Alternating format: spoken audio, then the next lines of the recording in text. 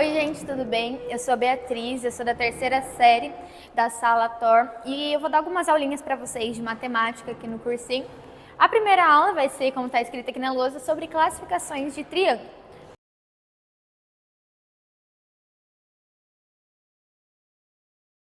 Bom, eu quero falar duas coisas antes de realmente começar a aula sobre essas classificações. Que a primeira coisa é que um triângulo ele sempre vai ter três lados, como é de conhecimento de todo mundo, acredito, e que a soma interna soma dos ângulos internos de um triângulo sempre serão 180 graus, independente do tipo que ele for, classificação, ele sempre, toda vez que a gente somar os ângulos internos, a gente vai ter 180 graus, certinho? Bom, vou começar dividindo essa classificação de duas maneiras, o por lados e o por ângulos. Começando aqui pela classificação de lados, pelos lados. A gente tem a primeira classificação, que é o triângulo isósceles. O triângulo isósceles, ele admite uma característica de que dois lados dele sempre serão iguais. Então, por exemplo, aqui a gente tem que dois lados são 5 e 4. Toda vez que a gente vê um triângulo, mesmo que não esteja escrito que ele é isósceles, e duas medidas dele for igual, a gente já pode admitir que ele é um triângulo isósceles. Já o triângulo equilátero, ele tem as três medidas, os três lados com a mesma medida. Então, por exemplo, toda vez que a gente vê um triângulo com... Pode ser outro número, mas, por exemplo, esse aqui, que os três lados dele medem 5 centímetros, pode ser? A gente pode admitir também, a gente pode falar que esse será um triângulo equilátero. Já o triângulo escaleno, ele vai ter todos os lados com medidas diferentes. Por exemplo, esse aqui que está 5, 4 e 2. Esse aqui é um triângulo escaleno, porque todas as medidas dos lados deles são diferentes.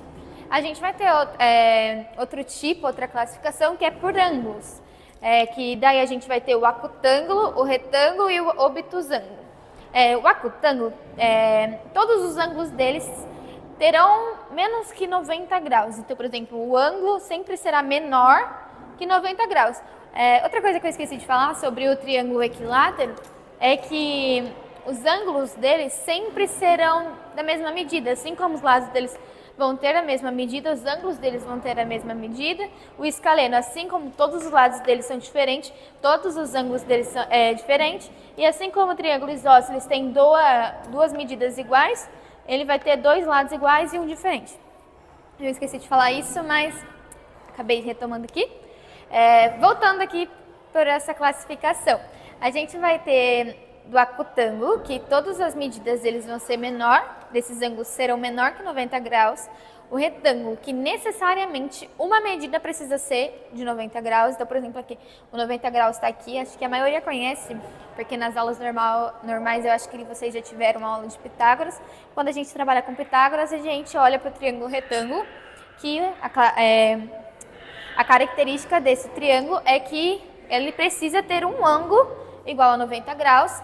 E o obtusângulo é quando ele tem um ângulo maior que 90 graus. Então, por exemplo, esse aqui tem um ângulo de 120 graus e os demais meio que não importa para essa classificação.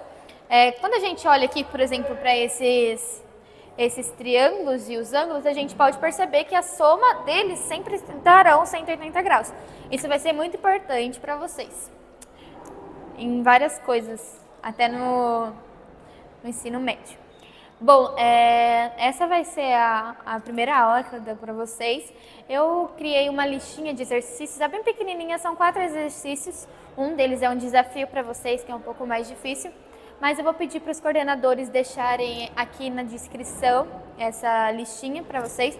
E eu vou deixar também o meu arroba do Instagram. Para qualquer dúvida que vocês tiverem, vocês podem entrar no Instagram e me perguntarem por direct.